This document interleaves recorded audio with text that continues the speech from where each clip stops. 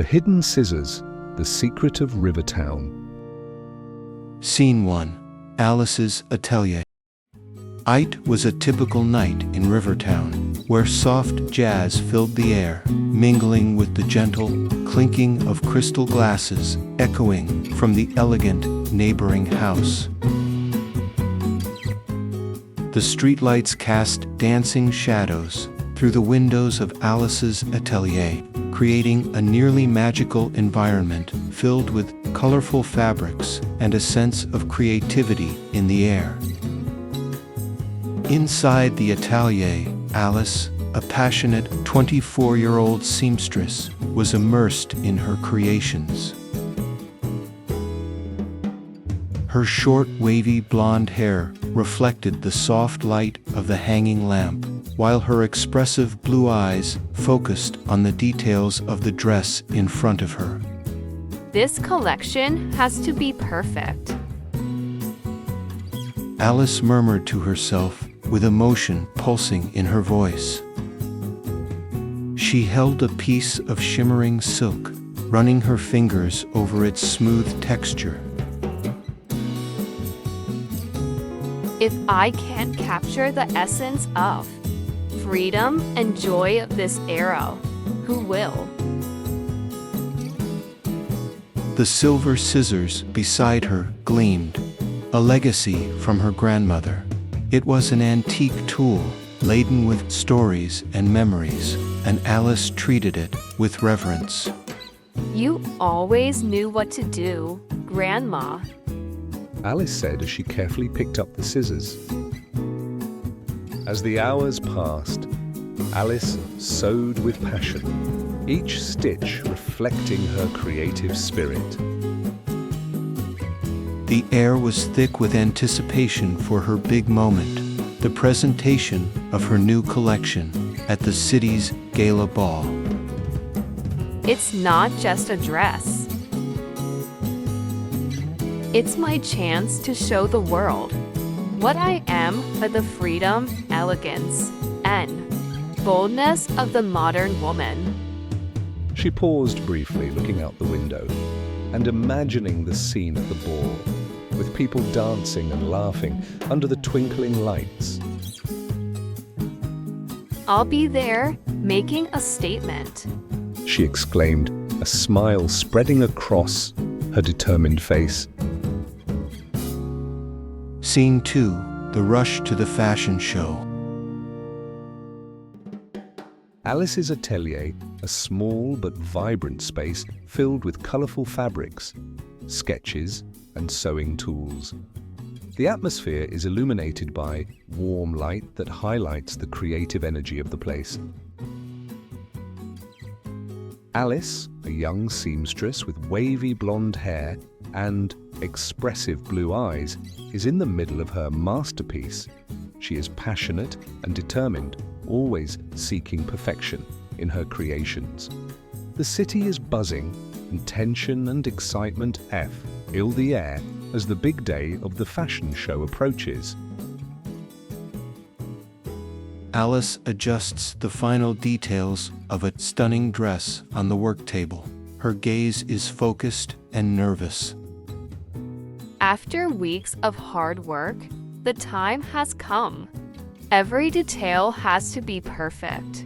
I can't let this opportunity slip away. Alice takes a quick look around the atelier with her sketches and fabrics scattered everywhere. She takes a deep breath, trying to calm herself. She moves towards the window, watching the bustling city outside. The noise of people and the excitement of the show envelop her. The city is alive, and I'm going to make this happen. This show will be my statement to the world. She turns back to the dress, her expression now determined. She places the dress on a mannequin, carefully adjusting the fit and details. Entering the scene, her friend Lucia, with brown hair and a vibrant aura, rushes in. Alice, are you ready? The show starts in less than an hour. We need to go. Alice still focused on the dress, responds, I'm almost there. Just a few more adjustments. I can't afford to leave like this, Lucia. It's all or nothing. Everyone is already talking about your creations. Trust yourself. Your talent will shine. This is it. I'll be there, making a statement. The two friends head towards the door. Alice grabs a box of accessories and Lucia helps her with the final preparations. Let's do this. Tonight, the city won't forget your creations. Together, they leave the atelier, ready to face the world. Scene 3. Alice's disappearance. As they walked, music from a nearby ball softly echoed, but the nearby forest looked strangely threatening.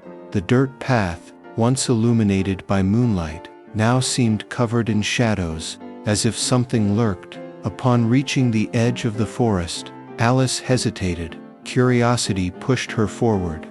Lucia looked at Alice, worried. Are you sure you want to go in there? The show can wait. I'll just be a moment. Lucia, I need some inspiration. Alice replied, a spark of determination in her eyes. With moonlight filtering through the trees, Alice stepped into the forest, her heart racing. The next morning, Clara, her older sister, awkwardly wakes up, realizing the seamstress is missing. Clara rushes to the atelier and finds everything in perfect order, except for the silver scissors that lay on the table, with no sign of her sister.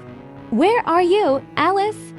Outraged, Clara decides to seek help and heads to the local police station. Sergeant Wilkins, a robust man with a weary demeanor, listens to her account. She probably just went to a ball, don't worry, he says, dismissing the urgency in her voice. Clara's indignation grows, and in a fit of rage, she storms out of the police station, determined to find Alice. Scene 4. The search for Alice. The town soon begins to stir as rumors of the disappearance spread like wildfire. Clara, now aware that something darker is at play, resolves to take action. She seeks the local hunter. With a map of the forest and some determined friends, Clara organizes a search. Clara is determined, but a shadow of doubt lingers as she leads the group. Meanwhile, Detective Thomas Harding, known for his cunning, is called in to help. He investigates the scene of the disappearance alongside Clara. The silver scissors, they might be the key. Harding remarks, looking intently at the object. With newfound determination, Clara reflects on the stories her grandmother told about the special scissors, which could bring luck but also attract evil if misused. Harding connects the dots and mentions an old legend of Rivertown about a secret society called the Brotherhood of the Needle and Scissors. We need that symbol. It's our guide. Harding says, determined. Clara and Harding head to the town library to seek more information about the Brotherhood and its dark rituals. Old books reveal mentions of the organization, guardians of ancestral secrets. The atmosphere in the library is heavy and tense. What we're dealing with here is much deeper than we imagined. Harding murmurs. Scene 5. Investigating the suspects. With the pieces coming together, Harding makes a list of suspects who may be involved in Alice's disappearance. Clara tries to reach out to Lord Ashworth, feeling he may hold some answers. In the meeting, Ashworth displays a charming smile, but his eyes carry a shadow of mystery. If you need help finding her, I'm here, he says, but Clara feels he's hiding something. After the meeting, Clara feels more confused. Harding suggests investigating Samuel, Alice's jealous apprentice. Scene 6. Investigating Samuel. Samuel appears nervous, avoiding Clara and Harding's gaze as they question him about the night of the disappearance. I was at home drawing. He says, but his voice trembles. An anonymous letter arrives at Clara's home, suggesting that the truth is hidden in the abandoned house. Feeling the urgency, Clara and Harding decide to explore the house, known for its cursed reputation. Inside the abandoned house, upon entering, the shadows dance around, and every object seems to tell a story of pain.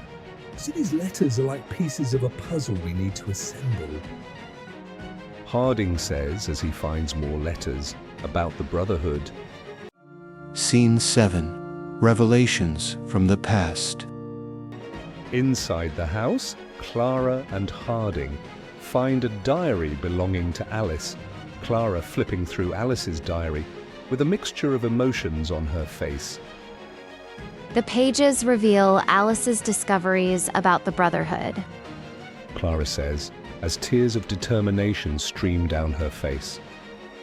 Desperate, Clara and Harding decide to quickly search the forest where the presence of the Brotherhood is strongest.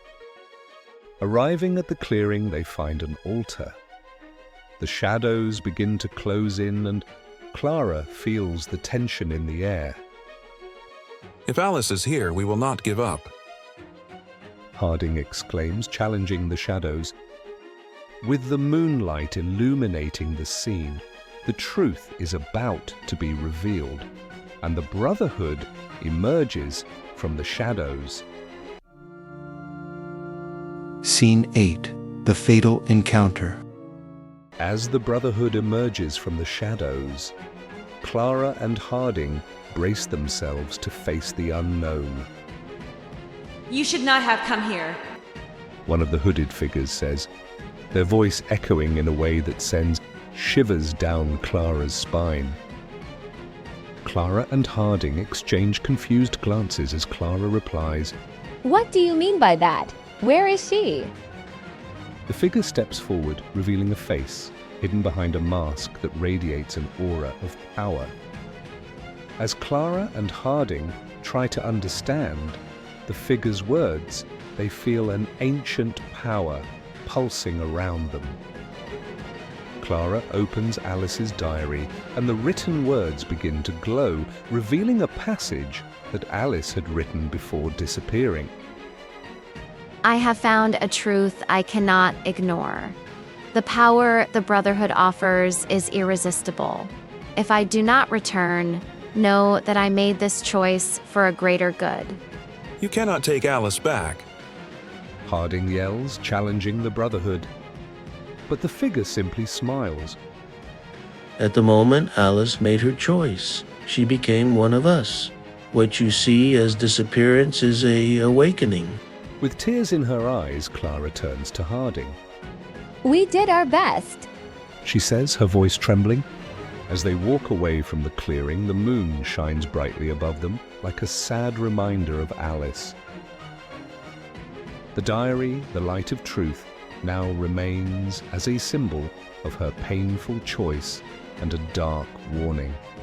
To those seeking to know truths they are not ready to accept.